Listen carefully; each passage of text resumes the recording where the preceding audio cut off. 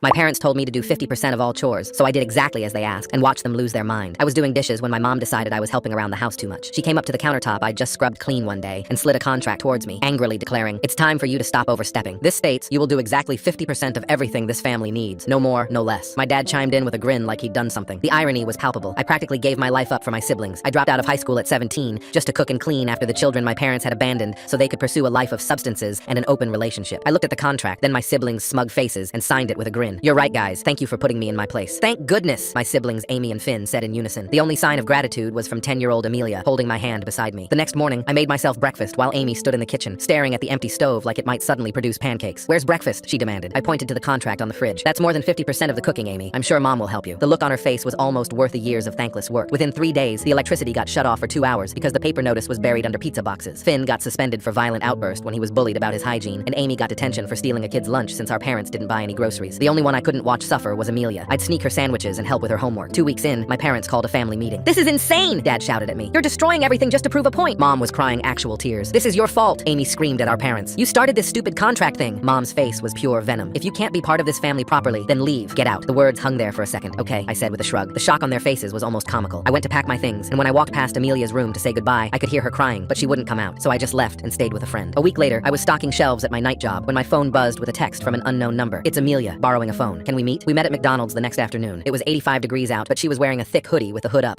What's going on?" I asked. She looked around nervously before pulling her hood down, and I had to physically stop myself from gasping. There were bald patches all over her head, like someone had yanked out chunks of her hair. Some spots still looked raw. She reached for the orange juice I'd bought, and that's when her sleeve rode up. Burn marks, perfect little circles on her forearm like someone put cigarettes out on her skin. "Amelia, what happened?" My voice came out as barely a whisper. She yanked her sleeve down. "I'm the only one who can't do my chores right." Her voice was so matter-of-fact, like this was normal. "Amy and Finn don't live there anymore. Grandma took them after the thing with the school calling." She didn't elaborate on what thing meant. "It's just me now, and I have to do every chore perfectly." My brain was spinning, trying to process what I was seeing, when Amelia suddenly looked at her borrowed phone, and her face went white. "I only had 20 minutes. I have to go. I'm late." "Late for what?" I grabbed her hand gently, feeling how small it still was. Her whole body started trembling. "Please let me go. I don't want to go in the basement with Daddy again." She pulled away and ran before I could stop her. I sat there for a full minute, trying to make sense of what just happened. I couldn't call CPS. They'd take hours to respond, and my parents would make Amelia lie. Cops wouldn't do anything without immediate danger. But then I remembered Marco. We'd dealt together junior year before he went straight and started his own security company. I pulled out my phone, hands shaking. "Marco, remember when you said you owed me one? I need to cash that in tonight." 20 minutes later, Marco pulled up with 2 of his guys. "Your parents home?" he asked. I nodded. He looked at his guys. "This is about a kid. We clear?" They nodded without hesitation. We walked up to the front door and I knocked. Dad opened it, saw me, and his face went purple. "You have some nerve." Marco stepped forward. "Inside, now." Dad tried to slam the door, but the bigger guy shouldered it open. They barged in, starting to rummage through. "This is a home invasion." "I'm calling," Dad started, but Marco pulled out zip ties from his pocket, just holding them casually. "You're going to tell us about the basement." Mom suddenly went pale as paper. "What basement?" "We don't," but Marco's guy had already found it, hidden behind the utility shelf that had supposedly been too heavy to move. Full story on channel, link below.